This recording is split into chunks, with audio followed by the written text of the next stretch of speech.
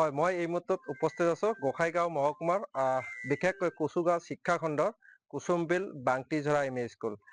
যি সময়ত কিন্তু শিক্ষা বিভাগে এই তলৰ নিম্ন পৰ্যায়ৰ ছাত্ৰ ছাত্ৰীৰ বাবে গুণগত শিক্ষা দিয়াৰ কথা বাৰে বাৰে কৈছিল, কিন্তু তেনেকুৱা সময়ত কিন্তু আমি ক'ব লাগিব বিগত 5টা বছৰে বিজ্ঞান আৰু গণিত বিষয়ৰ শিক্ষক নোহোৱাকৈ চলিছে এখন বিদ্যালয়। আৰু তাৰ পৰা অনুমান কৰিব পাৰি যে বিজ্ঞান আৰু গণিত বিষয়ে শিক্ষক নোহোৱাকৈ এখন স্কুল কেনেকুৱাকৈ চলিছে সেই তথ্য শিক্ষা বিভাগৰ হাতত আছে নে নাই তাক লৈ কিন্তু সন্দেহৰ সৃষ্টি হৈছে। গতিকে মোৰ সৈতে শিক্ষক আছে, মই কিছু কথা জানিবলৈ যত্ন কৰিম।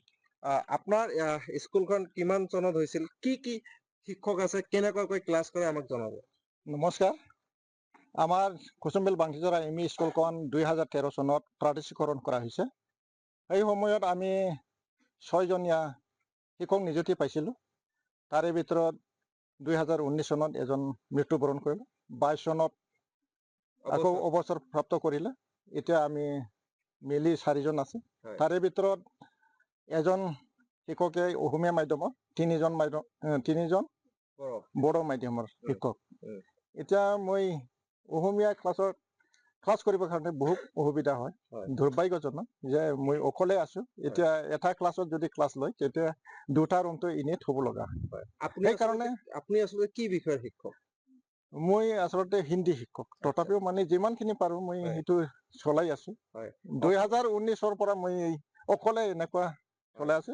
সেইকাৰণে যোৱা 3 বছৰৰ পৰা আমাৰ স্কুলৰ SMC প্ৰেচিডেণ্ট সভাপতি তাক আমি স্কুলৰ পৰা একো দিব নাপাৰিলেও মানে তাক মাতিছে যাতে অঞ্চলটো বা অঞ্চলৰ ল'ৰা ছোৱালীবিলাকে অলপ আগবাঢ়ি যাব পাৰে, জ্ঞান লাভ কৰিব পাৰে। তাৰ কাৰণে তাক মাতি আনিলে।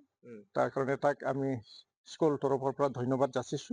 এতিয়া আপোনালোকৰ বিজ্ঞান আৰু গণিত বিষয়টো কোনে লয়?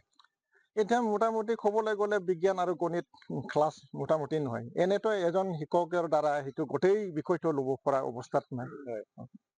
আমি দিনত কমচে কম 6টা পিৰিয়ড হয়। 6টা পিৰিয়ডত যদি দুটাকৈ বিষয় ল'ব লগা হয় ক্লাছ এটাত, তেনেহ'লে দিনটো শেষ হৈছে। আৰু আপোনালোকৰ স্কুলৰ অৱস্থা কেনেকুৱা? আমাৰ স্কুলৰ অৱস্থাটো খুব বেয়া। আমাৰ ইয়াত বিল্ডিং নাই আৰু ছাত্ৰ ছাত্ৰী বহিবৰ কাৰণেও মানে বেঞ্চ ডেস্ক যথেষ্ট নাই। আৰু গৰমৰ দিনত ক্লাছ কৰিবৰ কাৰণে বহুত অসুবিধা, কাৰণ পুৰণা টিঙৰ দ্বাৰা বেৰ দিয়া, ইয়াত খিৰিকী দুৱাৰ ঠিক নহয় আৰু ফেন নাই, কাৰেণ্টৰ ব্যৱস্থা নাই। আপোনালোকে জনাইছিল নে? আমালোকে স্কুল তৰফৰ পৰা জনাইছো, কিন্তু কোনো ধৰণৰ কামত নাহিল। এইবাৰ কি ক'ব চৰকাৰে? এইবাৰ মই সেইটোকে অনুৰোধ কৰিব বিচাৰিছো যে চৰকাৰে আমাৰ এই কুসুমবিল বাংটিঝৰা এম ই স্কুলখন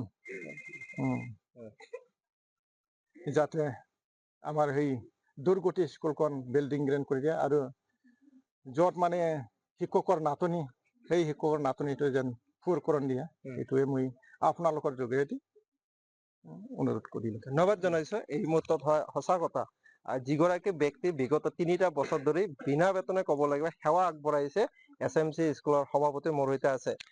আপুনি কিমান বছৰ ধৰি ইয়াত পঢ়ি আছে আৰু কিয় কৰিছে? আমি বৰ্তমান 2023ত সোমাইছো স্কুলত।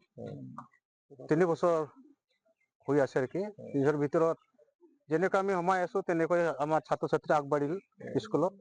তাৰপিছত আমি দেখিব পালো যে আমাৰ স্কুলতো ছাৰৰ নাই, ছাৰৰ অভাৱ। এইফালে আমাৰ বড়ো মিডিয়াম 3জন মাষ্টাৰ, আৰু আমাৰ অসমীয়াটো খালি এজনে।